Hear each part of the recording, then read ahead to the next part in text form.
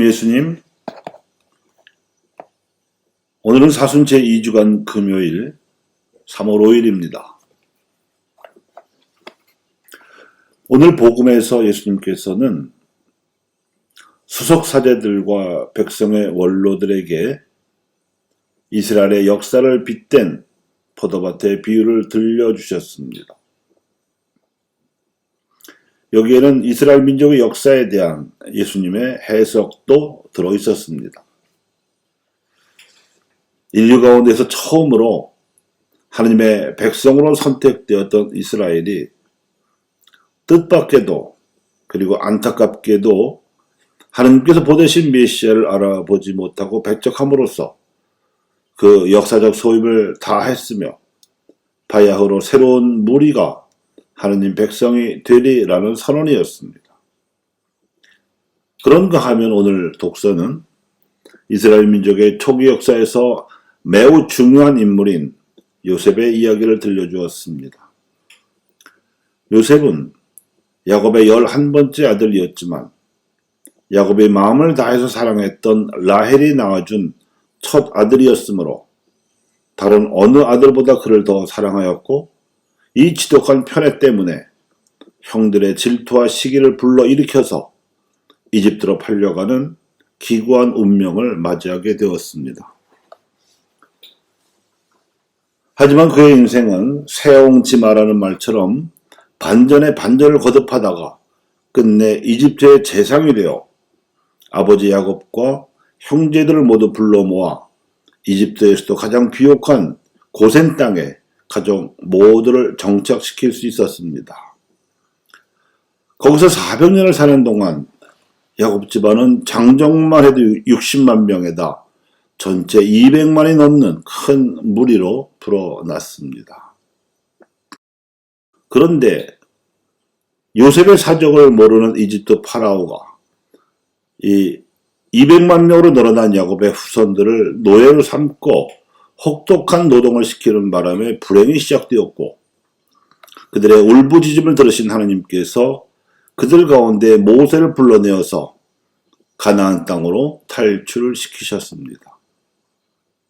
이 과정에서 그들은 히브리로 불리다가 이스라엘 백성이라는 이름으로 불리게 되면서 하나님 백성으로 선택되는 영광을 안았습니다.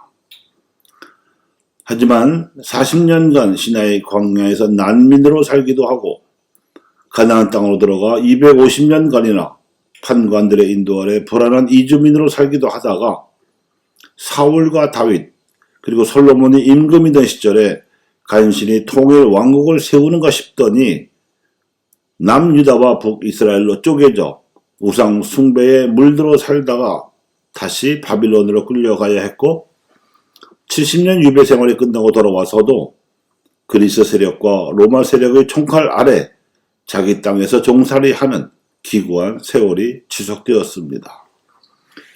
요셉이 그러했듯이 그 후손들인 이스라엘 민족의 역사도 세옹지마 신세를 벗어나지 못했던 것입니다. 이렇듯 민족사에서 가장 어둡고 암울한 시절에 찾아오신 메시아께서 하나님 나라의 복음을 기운차게 선포하셨던 것인데 수석사제들과 백성의 원로들은 그분을 알아보지 못하고 배척하는 기가 막힌 상황 속에서 오늘 포도밭의 비유가 나왔습니다. 일어서는가 싶으면 엎어지고 세워지는가 싶으면 무너지는 슬픈 역사였습니다. 그래서 예수님께서는 12제자를 불러 모아 사도로 양성하시며 새로운 하나님 백성을 준비하신 것이었습니다. 그 옛날 갈대바다와 씬 광야와 시나이산 등지에서 당신 백성을 위해 하나님께서 이루신 기적을 기억하면서 예수님께서는 12사도를 남겨두시고 순환을 받아들이시며 곧 부활하시어 교회를 이룰 성령을 보내셨으며 사도들은 하나님께서 예수님을 통해 영원한 생명을 얻게 하신 자비를 기억하며 교회를 이루었습니다.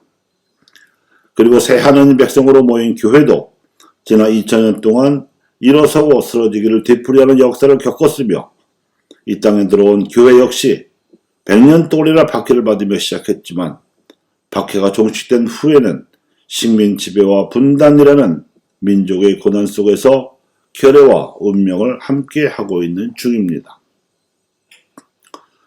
지난 3.1절 기념사에서 문재인 대통령께서는 3.1 독립운동 이후 우리의 100년은 식민 지배, 분단과 전쟁, 가난과 독재를 극복해온 100년입니다. 인류 보편의 가치인 자유와 평화, 정의와 인도주의를 향해 전진해온 100년입니다. 우리는 지금 3.1 독립운동의 정신과 민주주의, 포용과 혁신의 힘으로 새로운 길을 개척하고 있으며 세계는 우리의 발걸음을 주목하고 있다며 지난 현대사 100년을 회고했습니다. 한민족 5천년 역사상 가장 힘들고 어두운 100년을 겪고 회복과 도약의 새로운 길이 시작되고 있는 이 즈음 우리 결의에게 우리 교회가 비춰야 할 빛은 무엇이겠습니까? 그것은 바로 인류 보편의 가치인 자유와 평화, 정의와 인도주의가 하나님의 최고 손으로서 우리 민족의 의식과 삶과 문화 속에 뿌리 내리도록 솔선수범하며 확고하게 자리잡도록 하는 일입니다. 이 길이 결의를 위한 사제로서 우리 교회와 가톨릭 그리스도인들이 보여줘야 할 모범입니다. 이스라엘 민족이 자리잡았던 팔레스티나 땅도 유럽과 아시아와 아프리카의 강대국들이 서로 부딪히는 길목이어서 그 고난이 더 심하고 기로했던 것처럼 우리 민족이 자리잡은 이 한반도 땅도 지정학적인 요충지여서 이 땅을 탐내는 주변 강대국들에 의해 휘둘려야 했었습니다. 그러나 그것은 과거 우리나라에 힘이 없고 약했을 때 겪어야 했던 것일 뿐 지금은 아닙니다. 현재 대한민국은 100년 전과 다릅니다. 우리를 둘러싼 4대 강대국들의 속셈은 이미 다 드러나 있습니다. 주변 나라들이 어느 한 나라도 우리 한민족에게 남아있는 마지막 고비인 분단을 극복하는데 도움을 주거나 호의를 베풀 의사가 없음을 우리가 잘 알고 있지만 우리 민족의 힘과 뜻으로 우리의 운명을 개척해 나가야 하는 이 길에 이 땅의 하나님 백성으로 부름받은 이들이 앞장서야 하는 소명이 있습니다. 구경꾼처럼 수동적으로 끌려야 했던 역사의 판을 바꾸어서 앞으로는 우리가 한반도 문제의 당사자로서 맛가진 주도권을 지니고 상황을 끌고 나갈 수 있도록 구도를 만들어야 합니다. 쓰러졌던 우리 민족이 역사의 바닥을 치고 다시 일어서려는 이때 민족의 미래와 운명을 다시 일으켜야 하지 않겠습니까? 감사합니다.